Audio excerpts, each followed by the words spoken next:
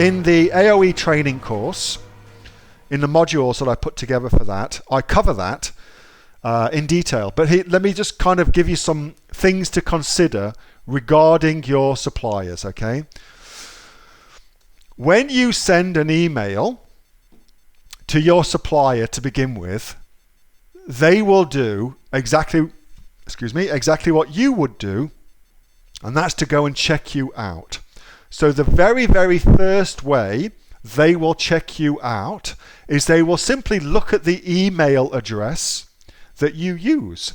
So if you're using a Hotmail email address or a Gmail email address, then they can and will make assumptions about your level of sophistication as a business owner, just as you would if they were doing it and you were sourcing your products. You would look at whether or not they had a website address, and you would go and have a look at their website and you would check them out. Well, they do the same to you. So by having an email address, Neil at importsexports.com.au, you will instantly position yourself higher than somebody who doesn't have that and has just a Hotmail address or a gmail.com address, for instance. And so that's why I suggest that you do that. You don't need to set up a really elaborate website. You don't need that. But at the bare minimum, you should have your brand name or your trading name, whatever you want to have, as an email address. Then that's what you use to communicate with your suppliers. That ought to be your minimum that you have. All right. So given that that's the case, how do you get a lower MOQ? Well, it is folly for any business, regardless of the size of the business, to immediately jump in to a new product category without first doing a market test. Now, any business owner that doesn't do some sort of market test is nuts, and they're just setting themselves up for problems down the path. That's just ought to be a given, that any sophisticated business owner would want to make sure that their product will sell before they order thousands of units of their products. And it's the same regardless of how big a business you have. We all put products to the test. And so that is you're in. That is you're in. And again, I cover that in the modules, how to do that, but that's you're in. You're doing a market test.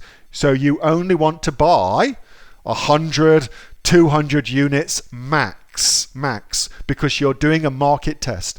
And then as soon as, of course, the market test has been conducted and your product has proven to sell, then you'll be ordering a lot more volume because, of course, you've done your due diligence. And that's what sophisticated business people do. They test the market. They don't just jump in with 1,000 or 2,000 units, whatever it might be.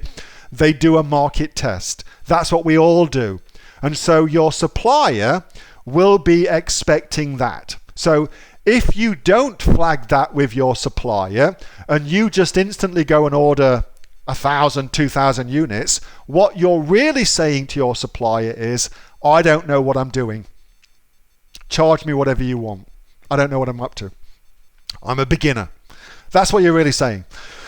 Which sucks. You don't want to do that. You don't want to flag that, because they will take advantage of you by charging you as much as possible for the products. That's what will happen. And, you know, that sucks, but that's what happens. So start your first order by saying, we're market testing.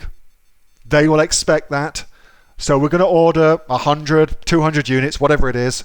And then once we know that the product works in this given market, then we'll order more. Now, if they will not let you order at that volume, then you say to them one of two things. So you either say to them, well, in that case, can you put me in touch with a wholesaler or a trading company in China who you're selling to, who we can order through them and get a lower MOQ, because that's what middlemen are. They're trading companies, typically in Hong Kong, something like that.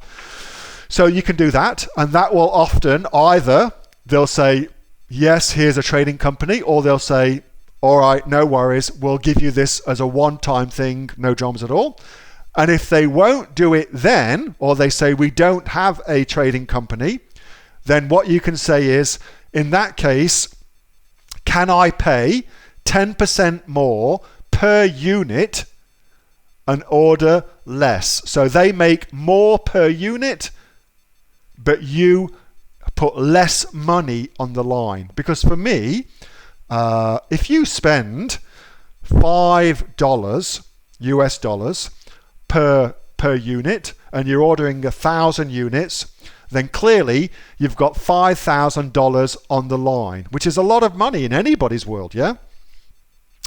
Versus paying $5.50 per unit and ordering 100 units, you've only got $550 on the line. I would much, much rather pay a little bit more to take my overall risk of money on the line down. I'd much, much rather do that. So that's my backup plan if I still can't get my MOQ. And if they won't let you do that, next, move on. That's what I do. Hey, thanks so much for watching that video, and I hope that you got some massive value from it. Before you go, do you live in Australia? If you do, this is for you. Would you like to learn how to sell things on Amazon here in Australia? Would you like to know what sells really, really well and what sells for the maximum amount of profit? Would you like to know where you can source those products from, whether that be in China or here in Australia, and how to source them so you pay bottom dollar and get maximum value for what you're doing? If you do, please subscribe to my channel and like this video, and you'll learn that and much, much more. It's the exact same information that people like Jeff from New South Wales have used to make $45,000 a month on Amazon, that Sue, who's from the sunny coast, has used to purchase herself a brand spankly BMW every single year as a result of her e-commerce business, and the lovely Kate from Bowral in New South Wales has used to make $32,000 a year on, a month, not a year, a month on Amazon, and indeed Anthony, who makes $15,000 a month on Amazon, selling, as he puts it, odds and sods. If you'd like to learn the exact same information that they use to maximize their profits for their Amazon businesses, subscribe to this video, like my channel, post below if you want me to teach you something. Okay, I'm out of here. Speak to you soon. Bye. Subscribe. Do it now.